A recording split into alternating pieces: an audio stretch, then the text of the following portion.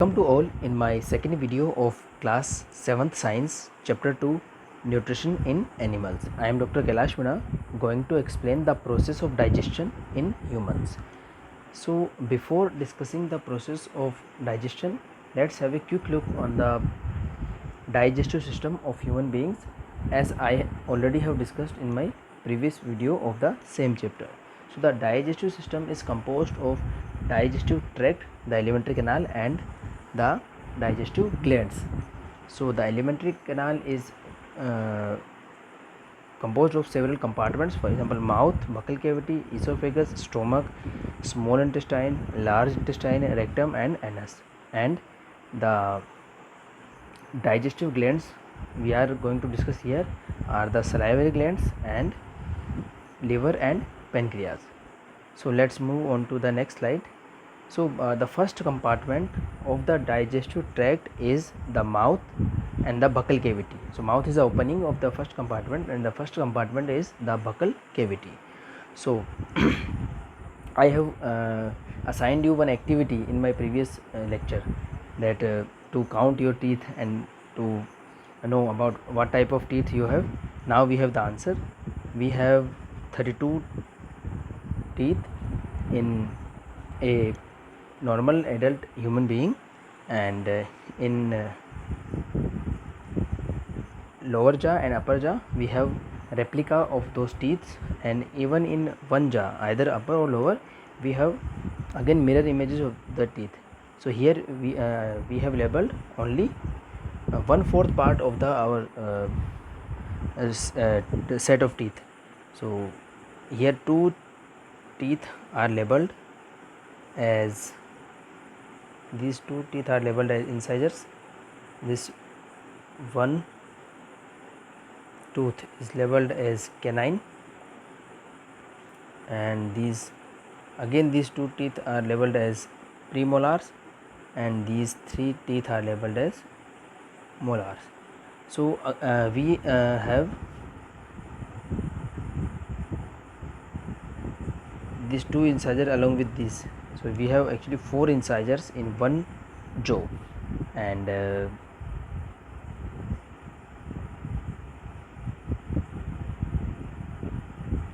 two canines in one jaw, 4 premolars, it means 2 plus 2, and then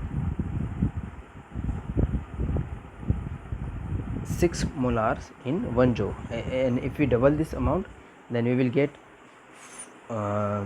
8 incisors, 4 canines, 8 premolars and 12 molars in our complete jaw. So this was the activity for you all. Now let us discuss what is happening in the buccal cavity. So in the buccal cavity, along with these teeth, we are also noticing the tongue, plus we have a fluid in our buccal cavity which is called saliva, and of course salivary glands adds this fluid to the buccal cavity for helping in digestion. And along with digestion, this saliva helps in many things all too. For example, it prevents disease causal organisms to enter in our body cavity. So food is taken into the body through the mouth, which is very clear to us. This process is called ingestion. So ingestion is the process of swallowing in the taking the food in the mouth. The food is broken down into smaller pieces by the teeth, and this is what we call physical digestion. I already have discussed the physical digestion, chemical digestion in my previous lecture. The mouth has salivary glands which secrete saliva, and we know these salivary glands surrounds the buccal cavity. The saliva breaks down starch into sugars. We also have discussed that in buccal cavity there is a partial digestion of starch also, and I have discussed one activity of keeping bread in mouth and why it feels sweeter.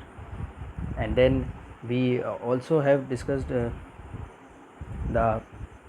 starch iodine test, when we mix saliva in that colored solution and the color disappears. I will discuss that activity also. So the final thing is the tongue helps to mix the food with saliva and swallow the food. Tongue has many functions also. For example, we are talking with the help of tongue. but here we are discussing the functions related to only digestion. Now so here are the counting which we have done previously of the teeth. So this table we have completed, and this activity was assigned in my previous lecture and as well as in NCERT textbook. So the function of incisor is to help in biting and cutting the food. The function of canines is help in piercing and tearing the food, and the function of premolars and molars is to help in chewing and grinding the food. Now our tongue is helps swallowing the food, chewing the food, talking, and plus uh, having the taste. See, the concept of taste begins with the tongue. We have a taste for different type of foods because of taste buds on our surface of tongue. And here are some areas which are assigned for particular type of taste roughly for this level of class 7 science. So this is the activity, the fourth activity of our NCERT book, that in this activity you have to do yourself. You need some things to taste. For example, one is sugar solution, second one is common salt, then the lemon juice and the juice of bitter gourd or neem leaf. Then you have to perform this activity with your fellow, and then you will find that where the part of your tongue where you are able to perceive the taste, and finally you will get these type of results. So this is the activity for you. Next, the food pipe. So the after the buccal cavity, the next compartment is the food pipe, and no digestion happens in this food pipe. Only the transfer of food from buccal cavity to stomach happens, and this transfer involves some rhythmic movements, and those movements are called as peristalsis. We will learn more about peristalsis in our higher classes. For example, in class 10th and in class 11th biology, if we are going to take biology as a subject for our senior secondary curriculum. So regarding this food pipe, there was a question assigned as Paheli and Bujo, which is a very specific feature of our NCERT textbooks. So the question was, Paheli wants to know how food moves in the opposite direction during the vomiting, and the answer is because why food moves in opposite direction, because if food is harmful for us, then it happens. And how it happens? Because of the some centers, and actually our brain have centers or specific regions for many things, for thinking, for speaking, for having taste, or for every action our brain have certain areas. So there is one vomiting area also in our brain. So you notice vomiting when you eat something which you don't want to eat, or otherwise if you have some headache or trauma, then you feel vomiting also. In traveling you feel vomiting also, because brain is the main region of vomiting. So because of bacteria or food poisoning, irritation occurs in stomach, activates the emetic center, which is the center for vomiting in our brain, which in turns into an immediate reflex action. This is a type of action we will learn more in higher classes. These actions related to our nervous system, these are immediate actions called vomiting. This is how food then goes in the opposite direction from duodenum to the stomach. So this is a small question popped in our NCERT book, so I included it in this part. Now comes the stomach and the small intestine. So the stomach secretes digestive juices, hydrochloric acid and mucus. What are these things? So the digestive juices are the fluids which contains strong digestive enzymes for digesting proteins. In case of stomach is a specific place for digestion of proteins, and hydrochloric acid is an acid which makes the things visible for digestion of proteins. For example, the digestive juices of stomach have strong digestive enzymes for digesting proteins, and this hydrochloric acid makes the medium for action of those enzymes. And again, this acidic medium also prevents bacteria to enter in our body. So this HCl also sterilizes our food. And then finally the mucus. What is the mucus? Mucus is the slimy layer on the wall of stomach, and this helps in the movement of food, plus it prevents or protects the wall of our intestine and stomach, because strong digestive enzymes are may be harmful for our stomach also, the lining of stomach also. So the mucus helps to prevent that thing to happen. Now, so hydrochloric acid or HCl makes the medium acidic and kills the bacteria, which I have discussed, which enter along with the food. Mucus protects the walls of the stomach from the acid. And here the stomach, you can see the labeling. See in this big diagram, you can see there are certain labelings here or captions there. So in every caption there is the name of the compartment, and then the function of the compartment, and also the name. For example, in this caption we are seeing that stomach stores food and churns food. This is the function of a stomach. Then pepsin cleaves the protein. See, we need not to consider every details in this diagram, because this diagram is for aesthetic value and for keeping interest in the topic. But we can because the pepsin is an strong digestive enzyme which cleaves proteins. Here we need not to consider this. We only need to pick the information relevant for us. For example, mucus protects stomach wall, HCl activates enzymes, breaks food, kills germs. So this diagram will be very helpful for you. So I will also attach the PDF notes of this along with this video, so you can download this and you can use this for your study. So now, after stomach, here comes the small intestine.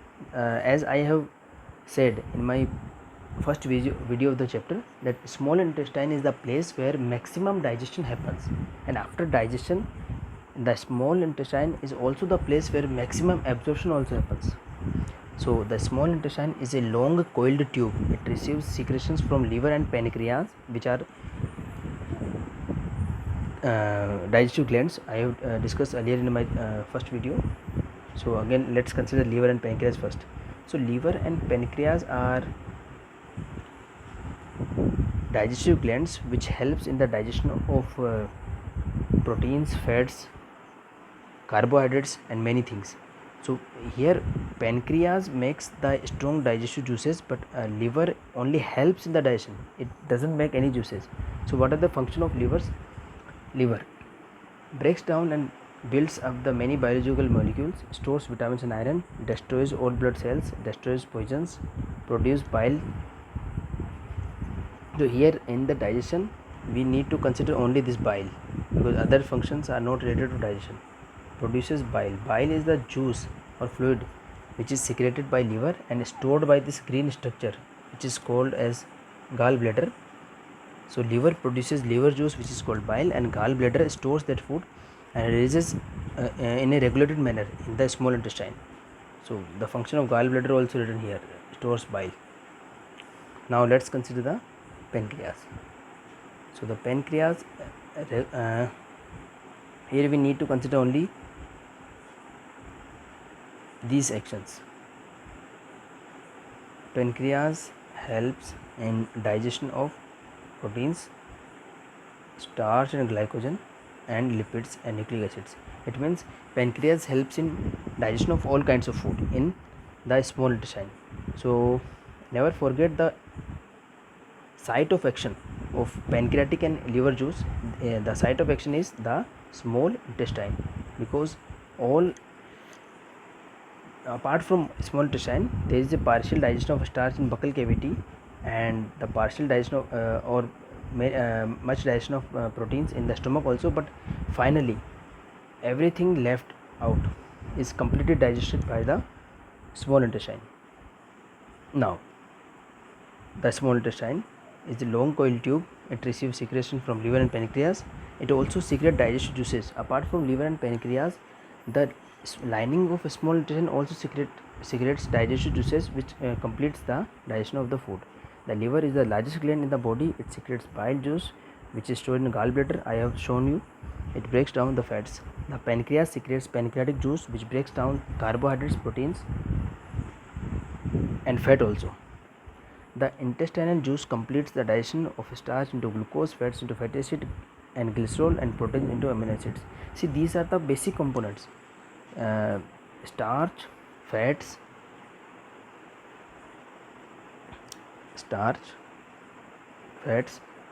and proteins are large molecules. These are called macromolecules. And glucose is the unit of starch. It means starch is made up of many glucose molecules. Fat is made up by the fatty acids and glycerol. These are the basic components of fats, and proteins are made up of amino acids. So what we will get by digestion of food? We will get glucose by digesting starch, fatty acid plus glycerol by digesting fats, and amino acid by digesting proteins. So our small intestine will complete the digestion and makes these products, and again then it will help in the absorption of food also. Now, absorption of the digested food in the small intestine.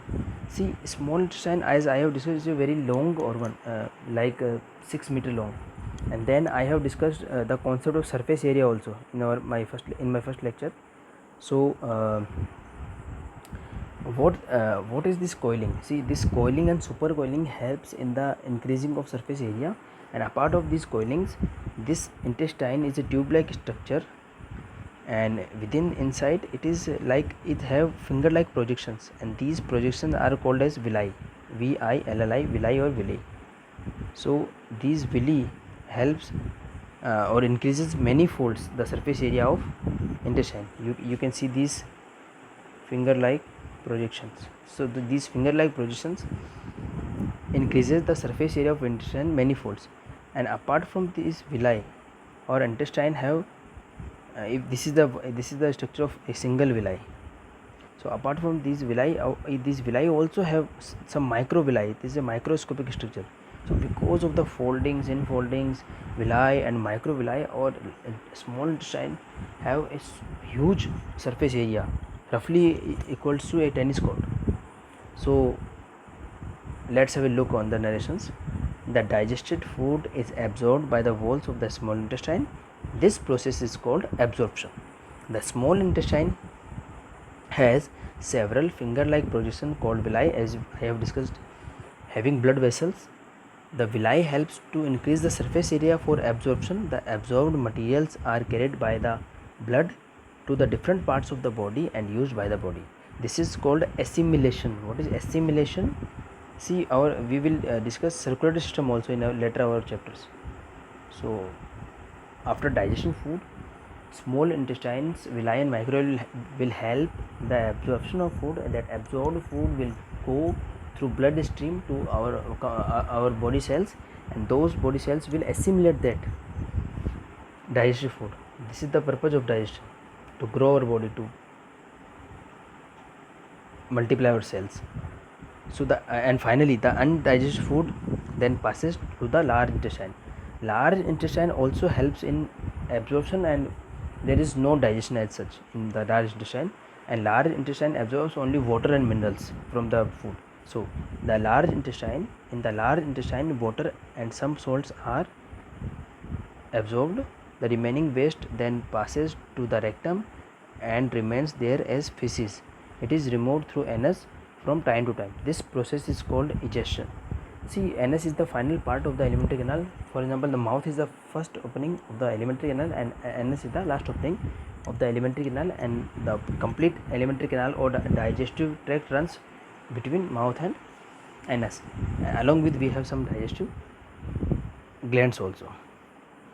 So this is the brief introduction of human digestive system, and you can see these diagrams clearly to help the concepts understand better.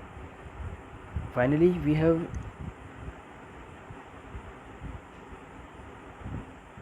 digestion in grass eating animals. The grass eating animals also called ruminants. Why they are called ruminants? Because they have a part of their alimentary canal which is called rumen, the rumen, rumen in grass eating animals. So this rumen helps in their digestion. So first I would like to tell you that plants and animals have a basic difference of cell wall in their cells. So plant cells have cell walls and animal cells don't have any cell walls. So this cell wall is composed of a chemical which is called cellulose. It is like starch and glycogen. Cellulose is a type of carbohydrate which is also made up of glucose, but we are not able to digest it. No animal is able to digest the cellulose, but few are able to digest. For example, buffalo, cow, deer, these animals are called ruminants, and along with these animals, some insects, for example cockroach, termites, are also able to digest cellulose, but with the help of another bacteria. They are not as such, their digestive system is not designed to digest cellulose, but yes, it is designed to keep those bacteria which helps in the digestion of cellulose, and that is why we cannot eat wooden things or paper or cotton clothes, but yes, these animals can eat those things also. So the grass is mostly composed of cellulose. So why these animals are called ruminants? Because they have rumen for digestion of cellulose. So first we will read the narration. Grass eating animals like cows and buffaloes quickly swallows the grass and store it in a separate part of the stomach called rumen. Here the food is partly digested and is called cud. Partly digested food is called cud in ruminants. Then this cud is brought back to the mouth in small lumps and chewed. This process is called rumination. The chewed food then passes into a sac-like structure between the small intestine and the large intestine. The cellulose in the grass is digested with the help of some bacteria. So what we have learned, that these ruminants have normal parts in their alimentary canal, and one extra part is called rumen. So they when they are eating the grass or their food, they swallow it quickly and then store it in rumen, and then when they are resting, you must have seen cows and buffaloes chewing their food in resting time. They always chew because they store their partly digested food in their rumen. When they get time, they will swallow it back and then again chew it, then swallow it back. This is how they digest their food. Now, feeding in small creatures like amoeba. Amoeba is a single cellular organism, as I have discussed earlier in my chapter 1 video, that cells are microscopic. They are very small. We cannot see cells with our unaided eyes or with our naked eyes. We need microscopes, strong microscopes, to see the cells. So as the amoeba is a single cellular organism, it means it is composed of a single cell. It means amoeba is a single cell. So amoeba is a microscopic organism. It is not visible to our eyes. So how amoeba ingest food or digest food? So amoeba have some microscopic structures, for example vacuoles, and it have strong digestive enzymes in those vacuoles, and when food particles comes in contact with amoeba has a very flexible cell membrane, because unlike plants, it do not have any cell wall. So it can make many structures from its flexible cell wall. So it makes some infoldings and then grab that food and then ingest that food, and then some vacuoles filled with strong digestive enzymes digest this food, and then undigested food also digested. So this is how amoeba have nutrition. So this diagram also depicts those stages, you can see clearly. So this is how our chapter is concluded. If you have any doubts, you can ask me in the comment box. I will try my best to solve your doubts. Finally, thank you so much for your patient listening. I will make my next video on the chapter 3 of class 7 science, which is fiber to fabric. Thank you so much.